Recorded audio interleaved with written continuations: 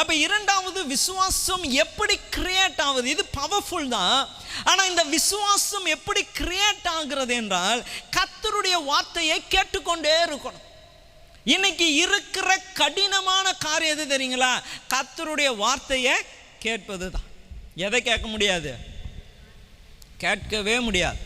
நீங்கள் பைபிள் திறந்து வீட்டில் உட்காருங்களேன், என்ன ஆகும் அடுத்தது? ஆமாம், என்ன வரும்?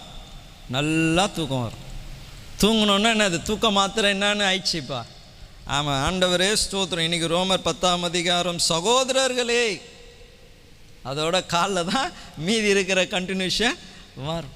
கர்த்தருடைய வார்த்தையை கேட்க பிசாசு என்ன பண்ண மாட்டான்?